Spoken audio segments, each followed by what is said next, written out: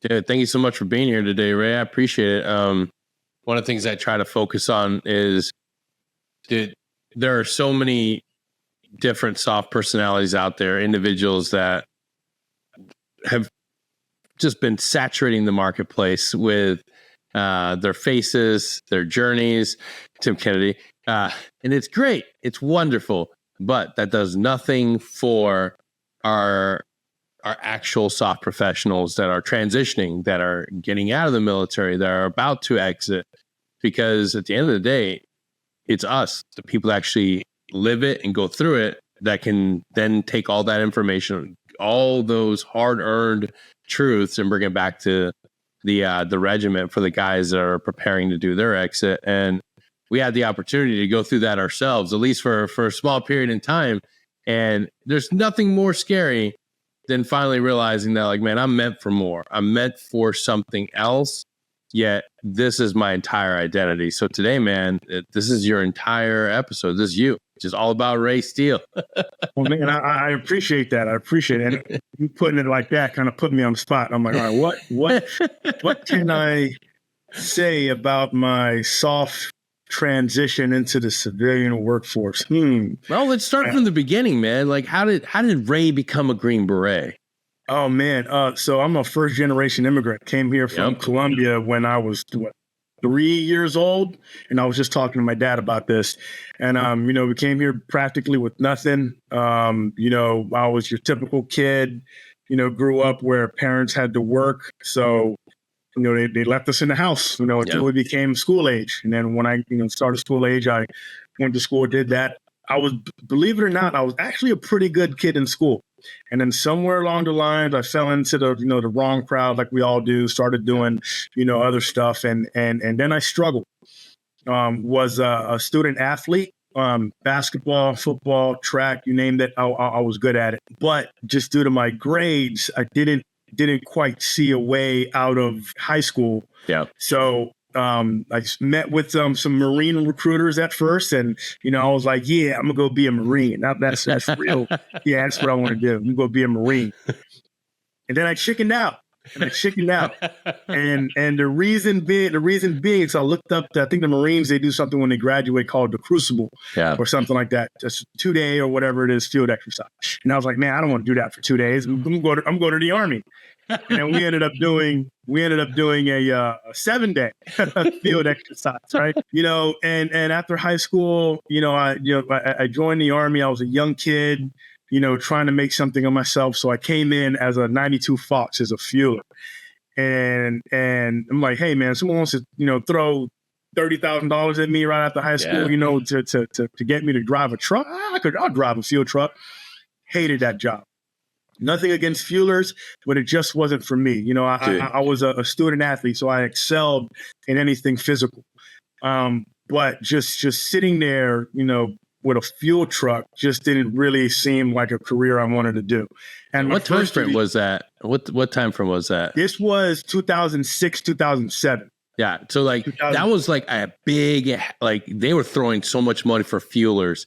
And I've met so many Green Berets or so many infantry dudes that reclassed from that job after their bonus hit.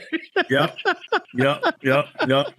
Unlucky for me though, I had to sit in the job for about 3 years because I was stationed at NTC. That was my first duty station out in California. And many people probably been out to NTC, but if you've been there, it's definitely one of those places you don't want to go, not even for the first time. While I was stationed there, that was my first duty station. Damn. And I was there, and I want to say, I think it was 7th Group that came through for a rotation. Yep. And I saw how those guys operated. I mean, NTC, we're role players. So I had a beard, went to DLI to learn my broken, Arabic. So I thought I was cool. But man, these guys came in and took a scenario and were just badass. I mean, I've never seen a unit like perform like that. And I told myself that day, in the middle of a desert, I think it was like 2007, I want to be whatever those guys are. Dude, and that's like the greatest thing about Green Beret marketing.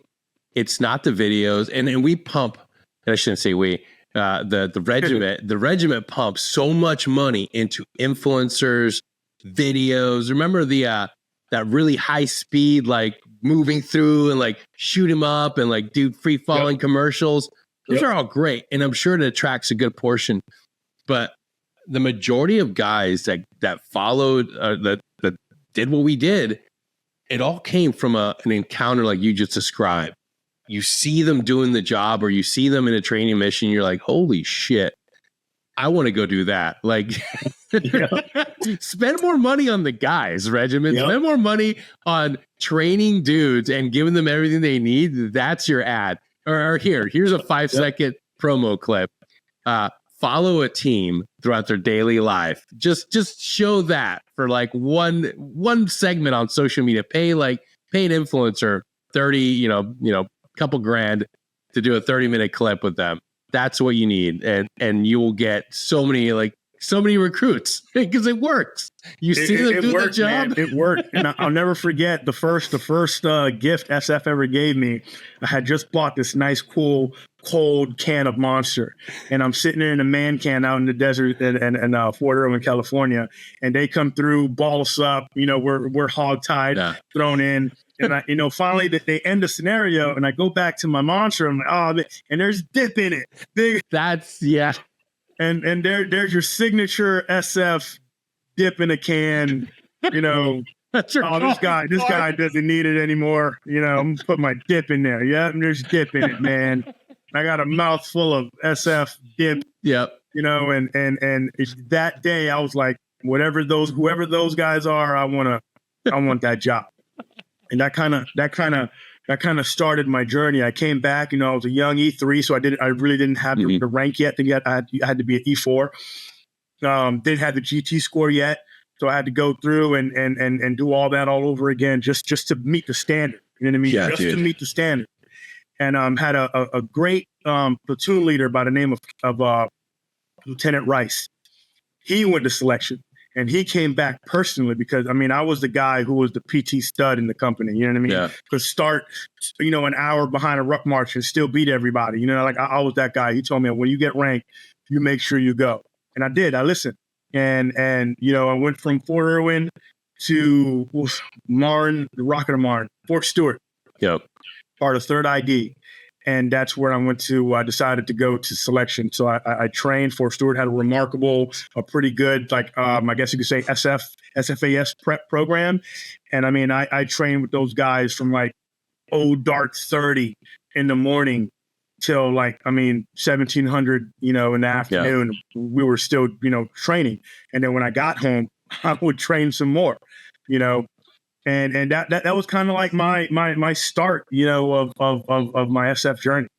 Yeah, dude. I think, and it's so many of us had that same sort of understanding that we're not happy where we were at. It was maybe there was great friends, it was a great platoon. I was in the same boat. I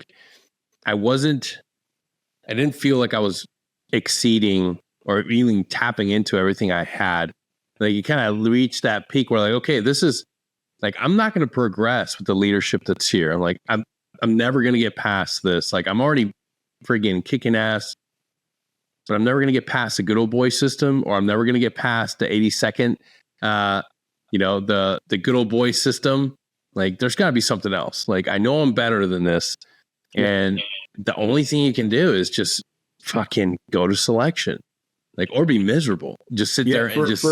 For me, when I was at Irwin and Fort Stewart, for me, it was here I am crushing it every day. I'm on time, right uniform, crushing it, putting my all out there. And there were people who I felt they were just allowed to just be mediocre. Yeah. You know what I mean? Not push as hard, or go get that profile. Nothing against, people. If you're legitimately hurt, obviously you'll get a profile.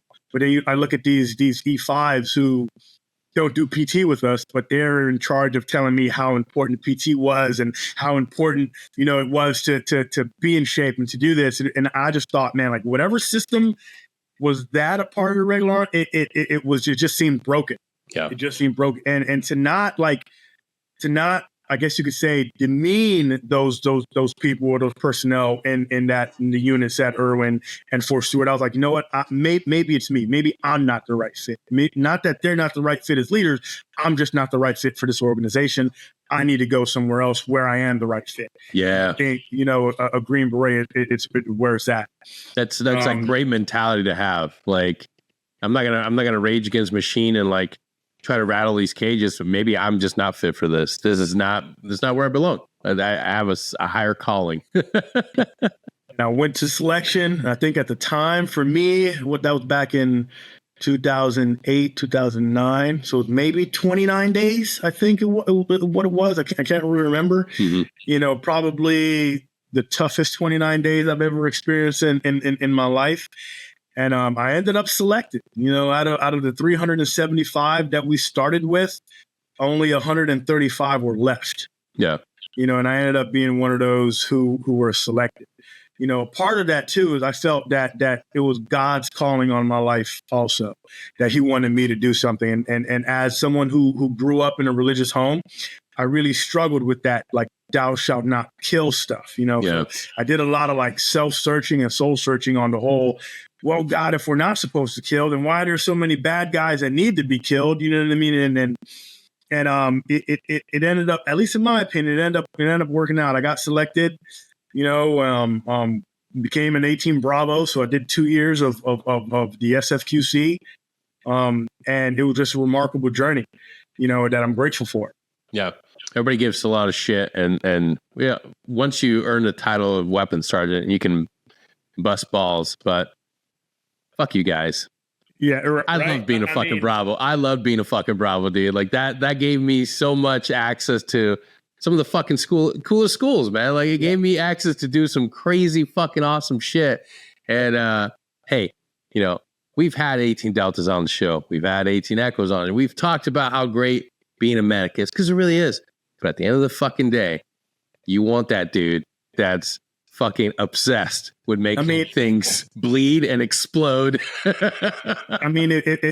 you think about it, you could put a 60 millimeter mortar, 81 millimeter mortar in front of us, and we'll get that thing up, direct lay and set down range, before anybody could even say anything, So the ability to do that and then switch to conduct like anti-tank drills and anti-tank, weapon drills and small arms and train on all that. In my opinion, man, I think an 18 Bravo, man, holds weight on its own, man. Just remarkable.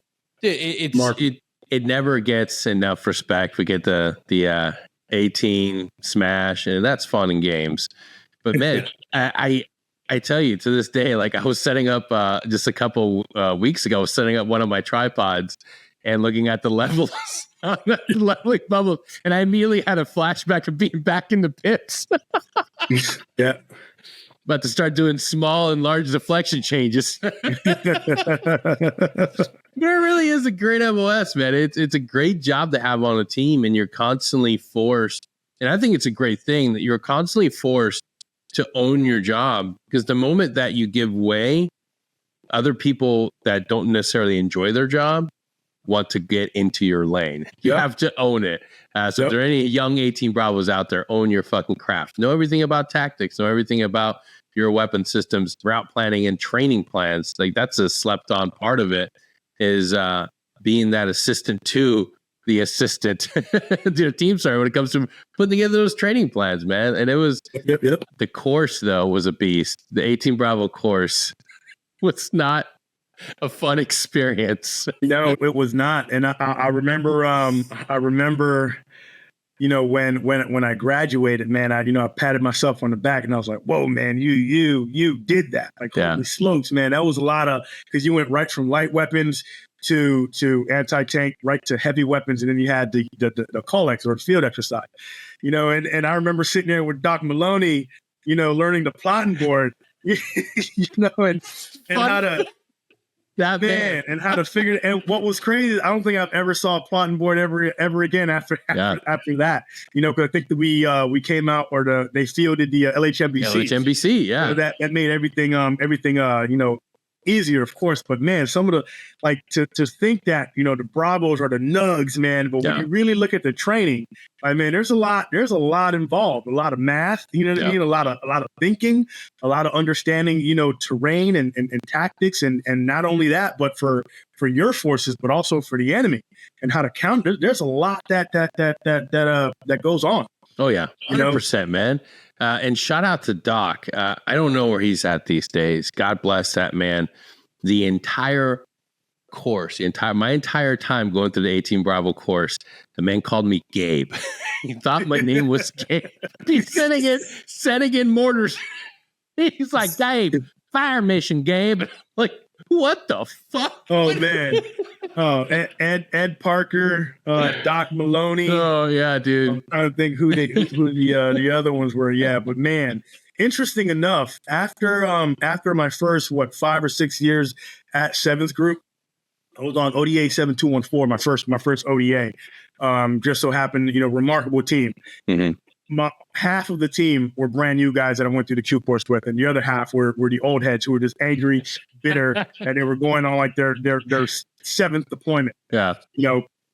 And at the time, I was 2nd Battalion, so they called us the War Battalion, you know, and they were all jealous and pissed off that everybody else gets to go down South and Central America, and, you know, 2nd Battalion, here we are on the 7th trip. Well, it was my first, so I was super excited. But it's after I did my time with 7214, I actually went on to be a Bravo instructor at Swing. No shit. I worked alongside Ed Parker, Doc Maloney. Worked alongside those guys. So it was cool to see the other kind of side to them. Yeah. And man, these are really knowledgeable and caring guys, man, who cared about the force and cared about the product that they were giving to team sergeants at group. They actually cared about. Oh, 100%. There is so much that goes into play with MOSs and the committees that a lot of people don't understand. Like the interoperability too. Like, for instance, if something happens with an 18 Delta and doesn't make it through the training, a lot of times if the cadre feel that he's still a good student, still a good candidate, they'll give him the options to reclass and retrain to another MOS. 18 Echo, 18 Charlie, 18 Bravo.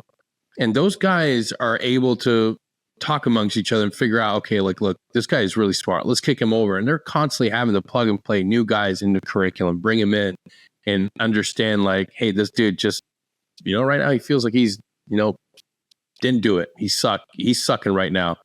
Get him back in the fight. Get him into a new MOS. Get him back into a new job. That's where that mentorship and development comes in. And we don't ever get to see that once around. We don't see the behind the screens action of all these individuals, these guys that have had like legitimately really long careers in soft. And in the case of Mr. Parker, like those guys have been around for how long?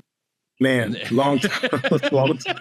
I think Ed Parker was a sergeant major. Yeah. At one point, you know, same with, you know, Doc Maloney. He's been around since Vietnam. Yeah, dude. You know what I mean? And then Mr. Nelson, I want to say he was another one who was a sergeant major. Just thinking back, how many of those guys have developed, mentored, and coached guys that would become freaking company CSM, group commanders, regimental sergeant majors? Like, they've been around for so damn long. What was it like going into that? Coming back now, you've already done. You got selected, went to a team, went to a combat deployment. Now you're an instructor. What was that progression like going back to that? If I'm being completely honest, it was almost scary. Yeah. And the reason being is because now here I am now. I would be what people would consider proven, right? Went to the Q course, became an 18 Bravo, graduated, went to a team, went to combat. But the in between there is that some of the training that you have in the Q course, sometimes you don't even touch it on certain deployments, depending on the type of deployment that you're on. You know, then you go down to South and Central America, and then the same thing happens. Like some of the stuff that you touched on, or that you use, the tactics that you use in Afghanistan, doesn't really translate to the jungles in Colombia, South and Central America, or the troops that you're working with. So now that gets put away. Now you come back from those deployments like, boom, hey, you're going now to where you have to take everything you've learned and teach it. So it was pretty nerve-wracking, pretty scary. I had to open up a lot of books, had to do some extra, I guess you could say, instructor prep time, just because when I put myself as a product in front of all these, E7, E6s, E5s who've been to combat also. I mean, yeah, these are infantry, come from different backgrounds, whether they're mortarmen, and now here it is that they're coming to excel their career also. Yeah. So you can't really get in front of them and just talk shit. You know what I mean? Like if I'm, I worked on heavy side. So teaching mortars to mortarmen, like I have to know my shit. Absolutely. You know what I mean? And the Q course transition to the point where now, like, if you're wrong about something, students will raise their hand. Hey, I don't think that's right. So there's a little bit now more, at least when I was there as an instructor, boldness with these students.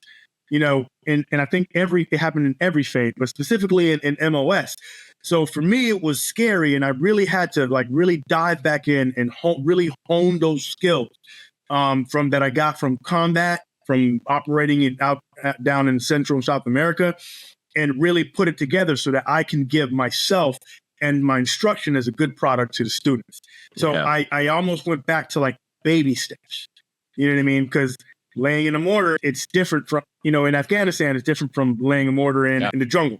A lot of overhead, obstruction and stuff you got to watch out for. So I really had to go now and really take all that experience and break it down into something that was a good product for the students. And then, not only did I have, the mouths of Ed Nelson and Ed Parker and Doc Maloney there, basically, they're checking my work, but it was, man, a lot of pressure. It was very scary to be on that side, but at the same time, it was very rewarding. Dude, I got firsthand experience with grooming the next generation of SF guys and kind of being in that mentorship role, and I was that instructor where I would, be there first thing in the morning at 5 p.m. to go on ruck marches and to do these team kind of I guess building exercises with the students, whether it was rucking, whether we were running, whether we were in the gym, whether we were taking our mortars and rucking 2 miles and then laying them in.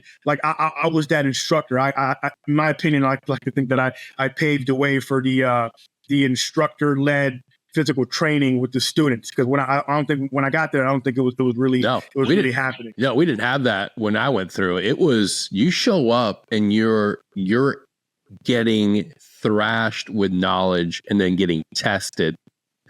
Hey, here's especially light side, the very beginning. It's digest this material, getting tested tomorrow. And hey, the big test is in 2 days. You fail that, you're done. And it wasn't anything where it was I think it was so much easier back in that time frame to just process, get guys, push as many guys through, get them through. And if they don't meet the standard with testing, get them out of the way. But you're not really teaching at that point. You're just trying to see who retains the knowledge. Yep. But and what you were describing, doing those drills, doing those exercises, that's how we trained Afghans. That's how we trained partner force, by taking them out and hey, we're going to actually do some training, but we're going to do a little bit of PT with it. We're going to take our mortars, we're going to friggin' run, we're going to ruck, and then we're going to lay them in, actually put hands on. Because data and just absorbing data through PowerPoint, fuck, dude, that's going to break the will of almost anybody. Absolutely. Absolutely. And some people will pass it, and it's arguably, are you getting the best product? But when you take that approach of no, man, get intimately acquainted with your tools, with your equipment, put it on your back. How much does this motherfucker weigh? Yeah. Now when you're exhausted, go through setting it up. It's one thing to set up mortar system in the pits. It's a complete different thing to set up mortar system after you already humped for 3, 4, 5 miles, set it up and continue to set it up. And it's okay. All right. Repetition, memory. Now this is all coming into play. Instead of this fear and anxiety panic of sitting in a classroom, learning, it was all right, now you got 30 minutes to go practice this. We're going to test. It was fuck. Yep. And it interesting, I say it was scary and rewarding. I was there, and I'm pretty sure you heard about the whole SWIC revamp. Yes, dude. Let's go into that because that was a dark moment. I was there during that time, and the SWIC commander at the time, and I was there for all that crap, the town halls and it was that what time frame was that? 2013.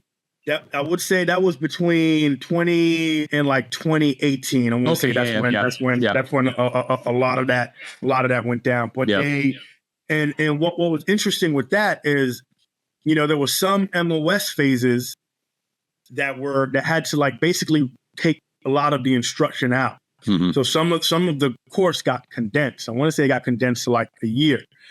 In my opinion, I don't think you could produce, credible.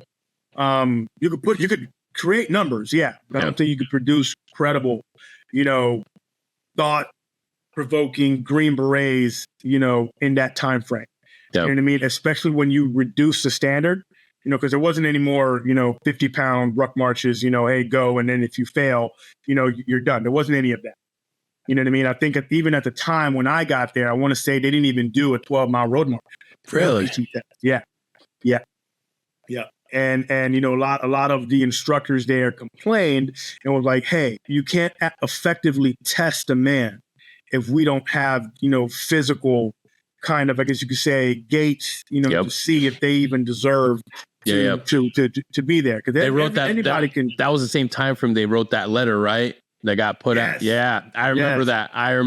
And man, those instructors, and now that we're all completely out, we can absolutely 100% say, holy cheese and rice, you guys fucked up with this idea that you can't look. What made us resilient, what made us be able to get back up when everything is going wrong and keep pushing, were those times in the Q course where you're forced to dig deeper than you ever have and push through the pain, push through the grueling, arduous friggin' rucks and being told like, hey, guess what? You're doing the STAR course again. Well, we already got selected. It doesn't matter. You're in language school. We're going to do it every weekend. We're going to continue doing it. That's what we had to do. Like, I remember if there was a 4-day weekend or a 3-day weekend, hey, guess what? You're going out tonight to do the STAR. And if you don't pass it, you're done. It's like, what? We're in language. It doesn't fucking matter. Every day is selection. You're welcome. And then, and the everyday, when I went through selection and the Q course, one of the things that I always remember the cadre saying was that you are always being assessed. Yes. Yeah. Well, that mentality during my time at SWIC as an instructor was effectively taken out. The instructors had no power to make on-the-spot assessments, right, with students that they thought were, the guy may be book smart, but when he's showing up, he's late, out of uniform, sloppy, can't complete a run. We had no power to make that on-the-spot assessment. Like, hey, man, like maybe this guy shouldn't be here. I'm gonna, write him a counseling statement and then, and start a packet on him and effectively go before board and say, hey, this guy doesn't need to be here. It was almost as if that complete power was taken from us. Yeah. And our only job was to push numbers out. Yeah, that was our only job. That was crazy. So as a senior E7 now, who knew that I had to go back to the force, right? Yeah. And I'll be on a team with those guys that were there who I felt shouldn't be there. I knew that, man, this is not only detrimental for the regiment, but also for the safety of the ODAs. Like to give somebody a product, and then it was as if I guess the mindset that command and everyone had was the team sergeants or the teams would get those guys up to speed. Bingo. They said it got published. It's up to the team sergeant to make the final product work. And that was insane. Blows my mind. And I remember when I showed up to a team, I think I was deployed. We did PMT. And, we were on a bird, gone, had about 3 weeks to leave and we were gone. So like I'm glad I went to the Q course and got the training that I did, because effectively now I hit the ground. I'm like, oh, hey, brand new Bravos at the Q course. You guys are running all the ranges. And can you imagine me telling my team sergeant, I don't know how to do that. We didn't go over that. Man, I would have been off that team, quicker than anything. Yep. But that, as an instructor, that was kind of what we were, sending out the door to go to the guys who were or to go to the force. Was like this unfinished product. Like, yeah, we met the numbers, but not only was the mindset not there, but like the ability for some of these guys weren't there. I'll never forget, man, particularly there was a student, man, who I don't think he ever finished a single run that I led them on ever. He was always dead last. On every ruck and every run, he was dead last. And I don't mean by like, there's such a stellar class that the guys, he's just the one. I mean, 15 minutes late, 20 minutes late, or 20 minutes behind everybody else. Like everyone's already done the shower. He's just getting in. And, this guy graduated and made it to 7th group. Oh my God. You know what I mean? And there was some stuff that we tried to do to prevent that.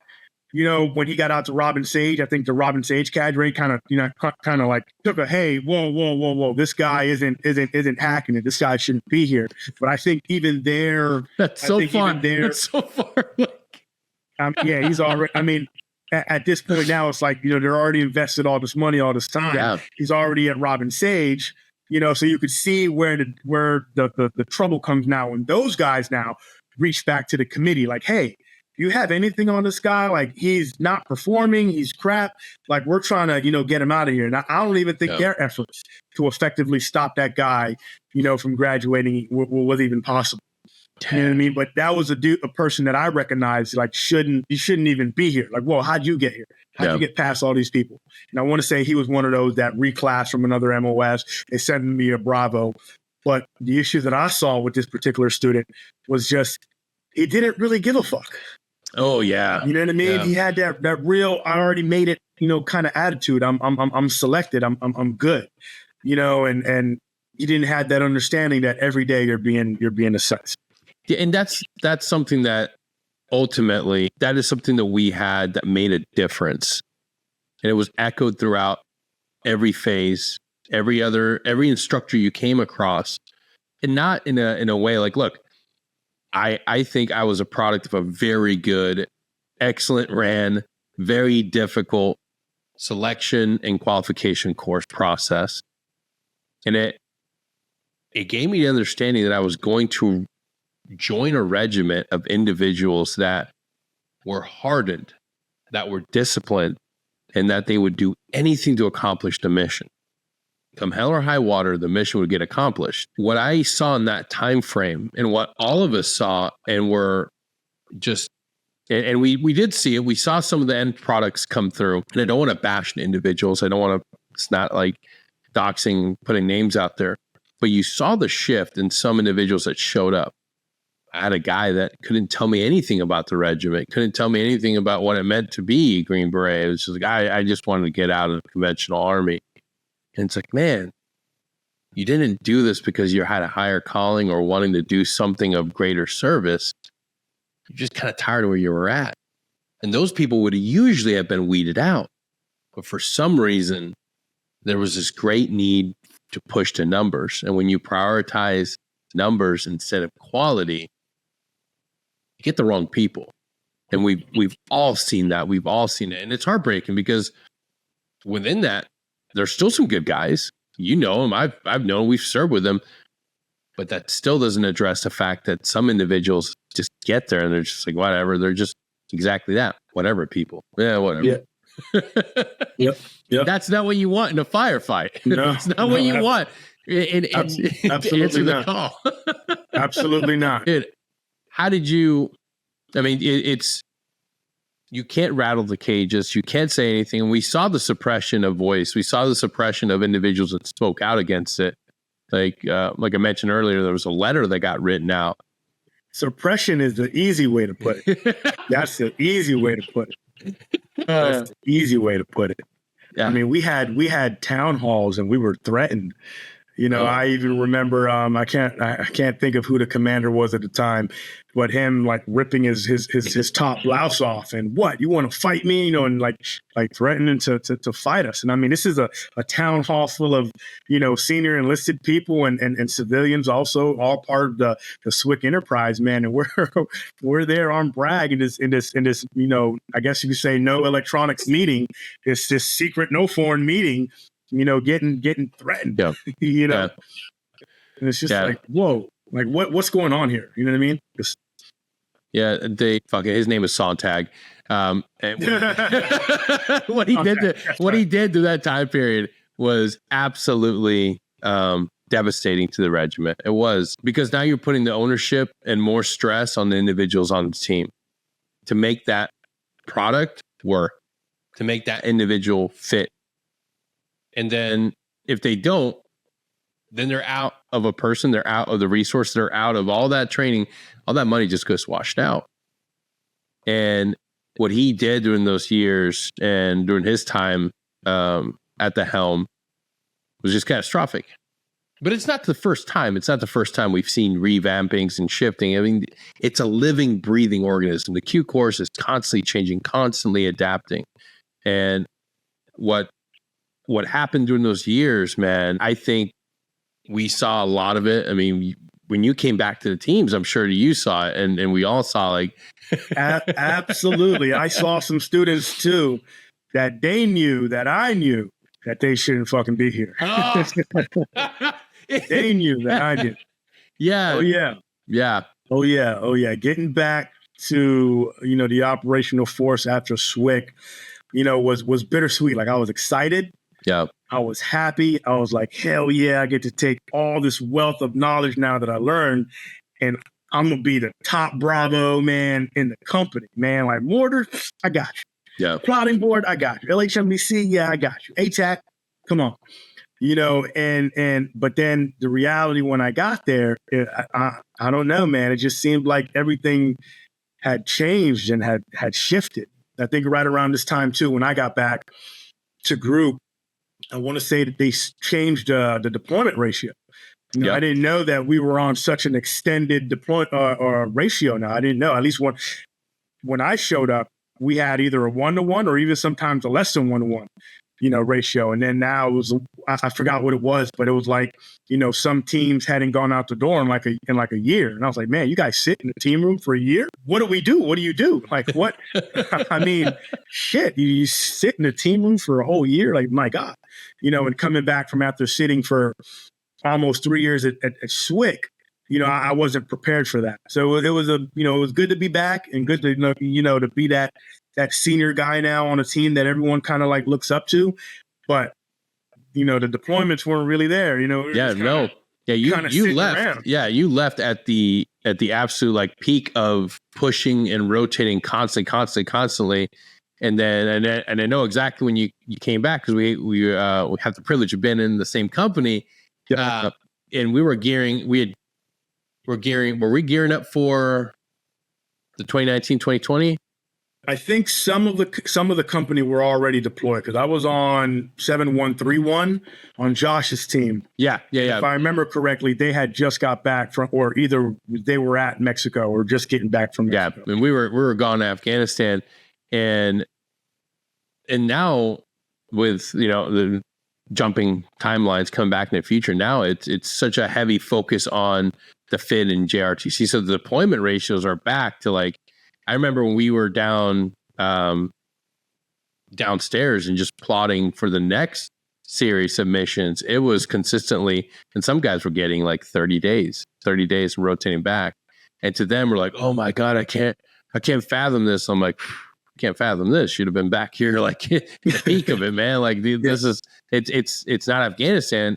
So they're thinking like, oh my God, like we can't keep this up. Like, no, dude, this has been the normal. It's the wave. It's coming back now. It's just come in, high five, train, and go right back. But you left, and you're expecting to come back to that same op tempo, and it's like I was, man, and I was excited too. I was getting tired of my family. I've been sitting at home for 3 years, and I had that itch. I was like, man, I want to get out there and put all my knowledge and experience back out there to the fighting force. I'm excited. And then it didn't happen.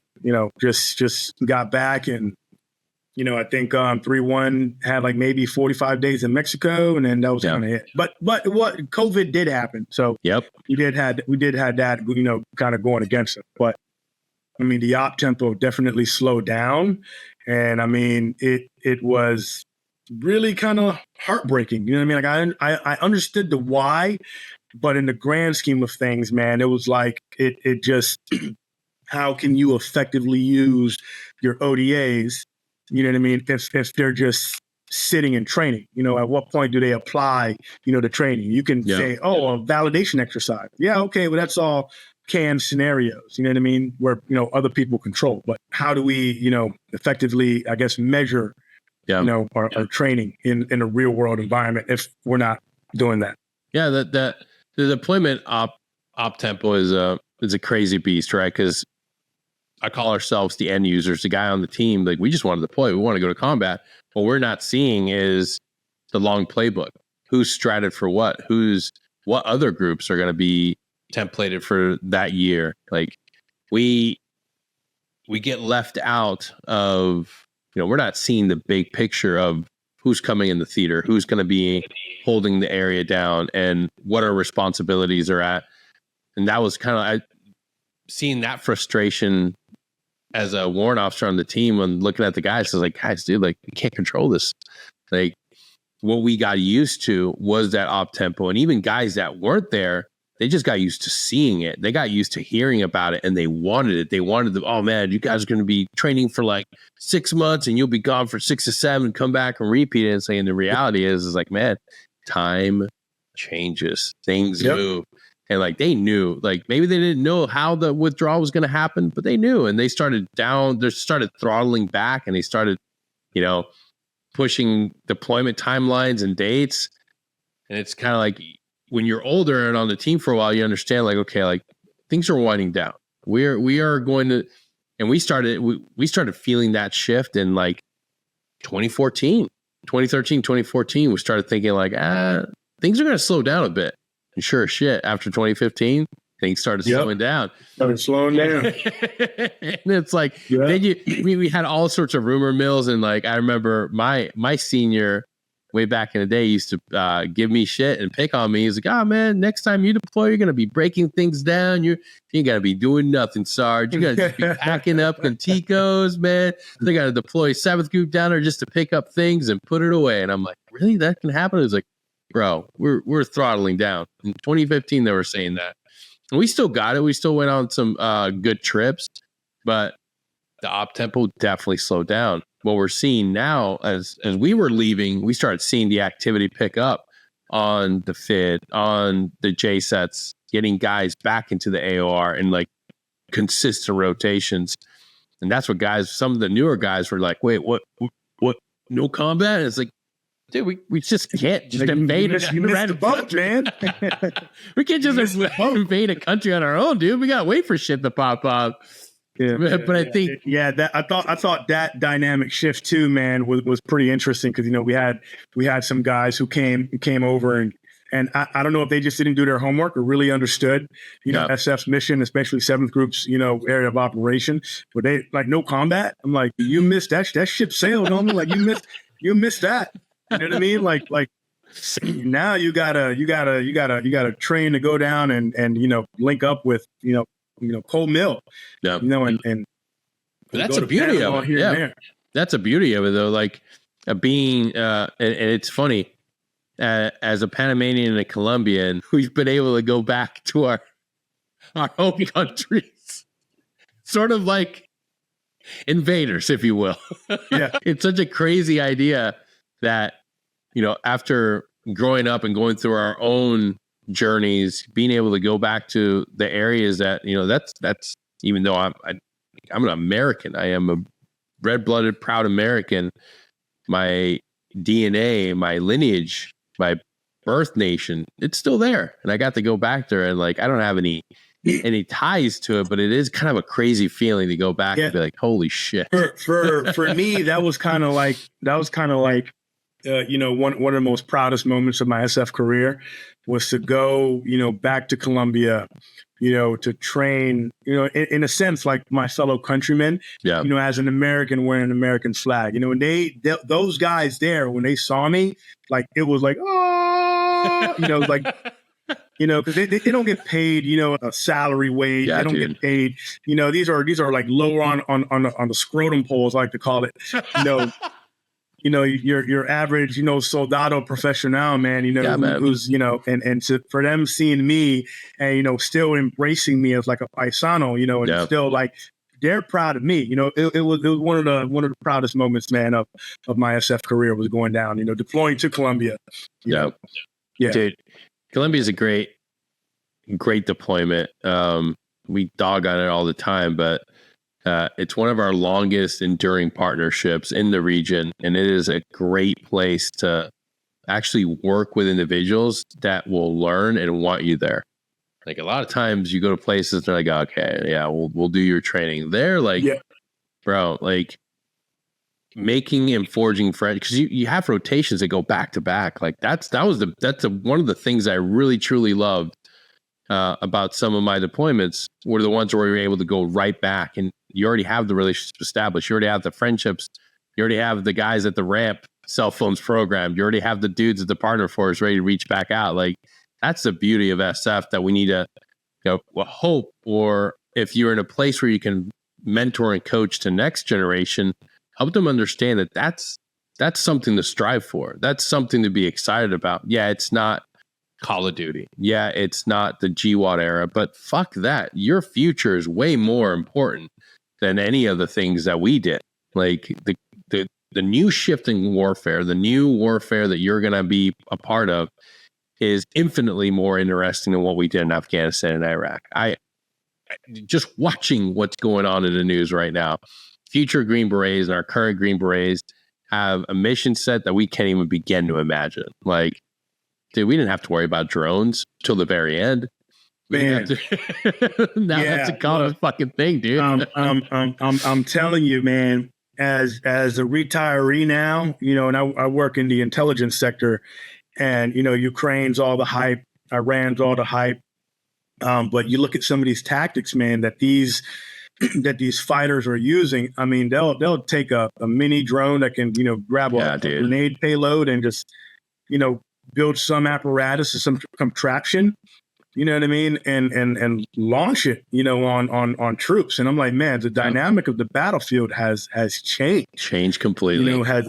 Has changed. And one of the most recent incidents with drones causing U.S. lives or taking U.S. lives was the one in I believe it was in Jordan, if I remember correctly, Tower 22. But if you read the story on what happened, that there was a disconnect with the radio frequency of a U.S. drone that was inbound to the base and an enemy drone. And I was just thinking, like, man, like, if that was a test to see if you can hide a drone under another drone's frequency, I definitely think that we will be able to see a new TTP or a new SOP developed by our adversaries to effectively do that. That was crazy. Sadly, it cost the lives of 3 Americans, but nonetheless, man, like, the drone technology now and the drone technology we could see in the next 5 years probably be pretty interesting, or definitely be pretty interesting to see on the battlefield. Yeah, and we didn't have to worry about that. We didn't. No, we did not. We had the advantage, and we had the upper hand when it came to tech. And it felt, regardless of how you feel about it, it was that chip on the shoulder. Like, all right, cool. You want to hide? Fuck you. I got a switchblade, dog. We'll kit this all day. Yep. Like, okay, fuck. I got Overwatch, dog. I got overhead protection. Let's call it in. Now, our guys are going into a complex environment where all that shit comes out of play. Like, all of that. Like, if you're serving in SOF and you're listening to this, be excited. Be a master of your craft. Hone it and own it, and be excited for what the future lies. Don't be looking at the rear view mirror, man. Your team sergeant, your warrant officer, like, yeah, they got great stories, but you're going to be on the cutting edge of the next warfare. And that's where we need Green Berets. That's where we need our soft professionals constantly being excited and being proficient in all of their skill sets. And it's like, yeah, door kicking's cool, but there's a lot of different shit that Green Berets are utilized for. Master all of it. Be excited for it. If I could go back and just echo that in the tea room a little more, I wish I would, because it's fun to make fun and joke about, hey, you're never going to get that combat experience. But guess what? None of the combat experience that we went through will fucking matter in a matter of, back then. After withdrawal of Afghanistan, all that shit went out the window. Doesn't fucking matter anymore, dog. Done. Yeah. Case closed. Next. It doesn't. And you're no longer relevant. Now it's like, I think the focus for the younger SF guys should definitely focus on where technology is heading. Yeah. And the implications that has. Everything from, the AI blew up, last year. It took off. Yeah. You know what I mean? Like, look into that. UAVs, look into that. I bought a little small, hobby one just to fly and send it up in the sky and see how high it can get before I can't hear it anymore. It can be up there about 50 feet and you can't hear it, on some of the small ones. And I'll just imagine, man, I couldn't imagine this being, over, an ODA camp and no one knows, and they're just putting surveillance on you. You're talking, maybe a goat farmer out there with his little thing, sending intelligence back. How do you defeat that? How do you effectively defeat that? How do you combat that? These are the things that these young SF guys, especially the newer generation, need to be thinking about, because you can be in some of those sites when you're forward deployed, where somebody's using a hobby drone to pull some type of surveillance, get some type of pattern of life. And we don't have that advantage anymore. As you said, Danny, we just don't. You know what I mean? We just don't. Enemy is more capable of doing it themselves now also. Absolutely. Man, when you were towards the end of your career, when you were finally coming into the understanding, like, it's time for me to move on, what was that journey like for you? That was a hurtful journey. I'm not gonna lie. It was it hurt a little bit, and it was because I wasn't the young spring chicken on the team anymore. You know what I mean? Like, I had these younger guys that were faster than me. You know what I mean? Could ruck faster. And they'll talk their shit. You know what I mean? So, and I still had to try, but, these old knees, you know what I mean? They can only go so far before you're like, yeah, I'm a pull up a squat here. And, I consider myself young in age, but what a lot of people don't know is that I had doing a parachute demonstration. I actually had a parachute accident, where I hit the ground pretty hard and broke, both feet and tore both ACLs. This was back when I was like at 13 years in, but I was still able to manage. I was a big barrel-chested freedom fighter, 260 pounds, rock solid, but, got the weight down. I was still able to continue. So didn't push myself out of the Army right then and there, but I still kind of like held on to being on a team and being on, in the career and all that stuff. And then in Mexico, 2019, with rucking up one of those mountains, I was like, man, I don't think I can do this anymore. I don't see how, I'm going to be able to. If we go back to Afghanistan, I don't see how I'm gonna be able to do this. I don't see how. So that feeling right there from that time, that was hurtful, because then I knew that my identity, or I felt that my identity was in SF, and I was like, okay. Now I have to be Raymond Steele. Yeah. You know what I mean? Because Raymond is more than a Green Beret. He's more than that. So once I came to that realization that, man, I might not be able to do this forever, I'm going to have to hang it up soon, I started to, plan how I was going to do that. Because the last thing I wanted was to like fail an APFT or some shit like that. And some dickhead sergeant major was like, oh, you piece of shit. We're going to get you, we're going to chapter you out because you failed, but sergeant major, I've got 16 and a half years in, just let me ride out.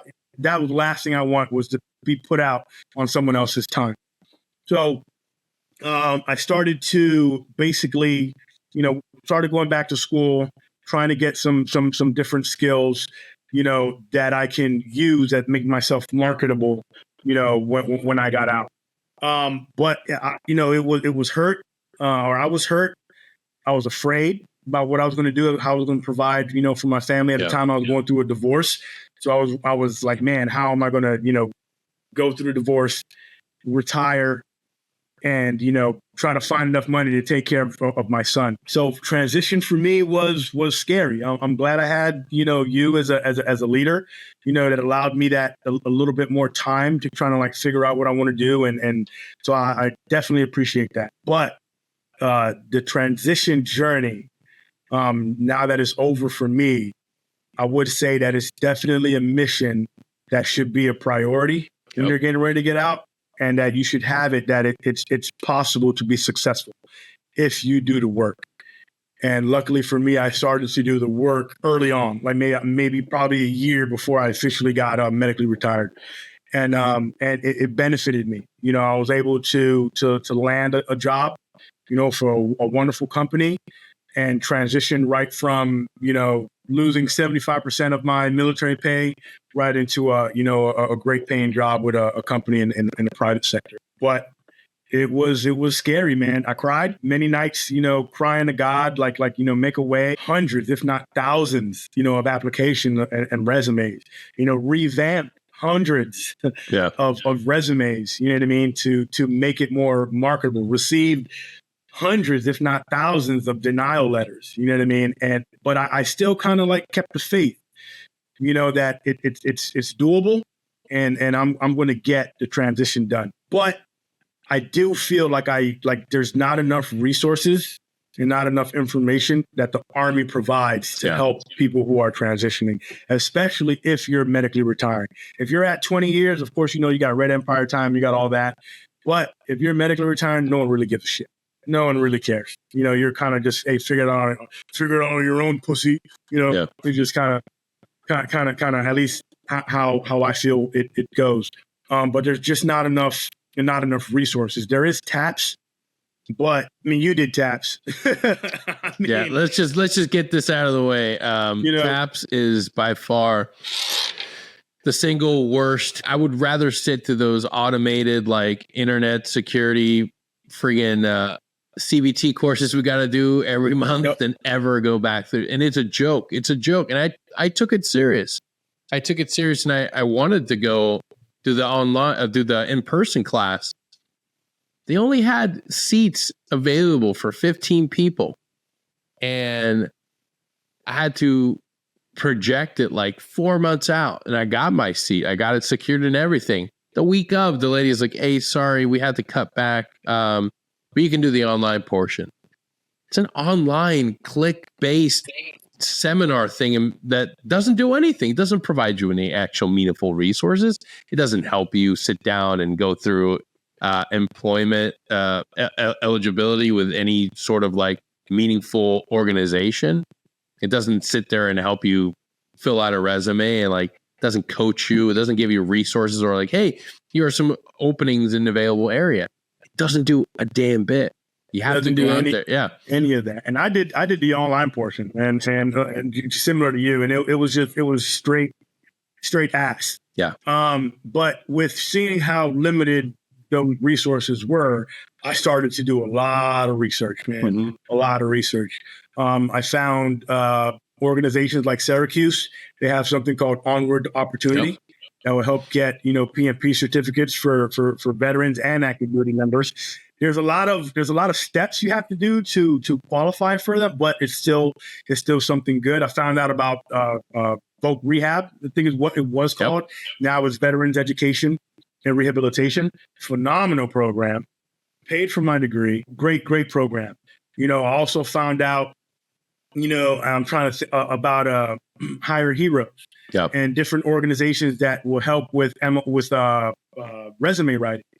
But a lot of that was what I had to, take time out of my day to go and find out, and I did it as a leader would, on an ODA, come up with your, my D time or my retirement time, R time, and, backdate the milestones that I needed to hit to make sure that when I get on that date, on that retirement date, that I was good when I got out. And, after doing that, I had a smooth transition.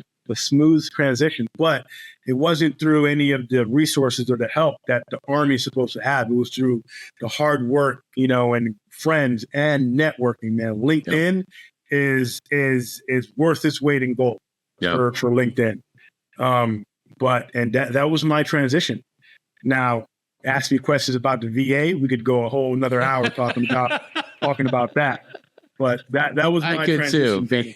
VA, wow. We'll do another show on that. I've recently had some great appointments with the VA, and man, let me tell you, that's going to be a whole different segment. Dude, I'm so glad to have been part of your journey, to have been able to be a positive voice, because that's ultimately what we need. And when we started working together, as you were going through your process, I had finally started gotten help with my issues, my health, both physical and mental health. And I realized that part of being a healthy, emotionally intelligent individual is when you see others that need help, you give help, you assist them, you find ways to making their journey a little bit easier. And we don't see enough of that with our guys that are retiring medically from the military. In our SOF organizations, we need to be able to look at those individuals and realize that they are a very short timeline, and they need our network, they need our brotherhood more than anybody, because in a few short months, that teammate, your brother, is going to be out on the outside. Give them the resources, empower them with the ability to go make those appointments, go get the help they need. Like, everybody thinks of it as, well, they're quitting the regiment. No, they're not. This individual could be fighting cancer. This individual could be fighting an autoimmune disease. They could be dealing with the mental health issues that you don't want to talk about or face yourself. When somebody decides to hang it up, it's not because they want to quit or give up on the organization. It's because they're willing to put their family and themselves first. And you should honor their sacrifice and honor their brotherhood by helping them be successful on the outside. Because when they get established and they're thriving on the outside, they're now a powerful advocate for you.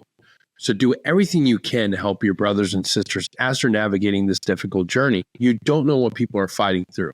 You don't know what health issues they have. And you don't know what brought them to the consideration of saying, hey, I'm going to medically retire because it's what's best for me and my family. Be a leader through and through, all the way through that journey. And I know it's hard and it's difficult, but be willing to do the right thing, because it makes a world of difference. If you have any questions about it, be willing to sit down with that person and ask them what they need. Don't alienate them, which is what we see all the time.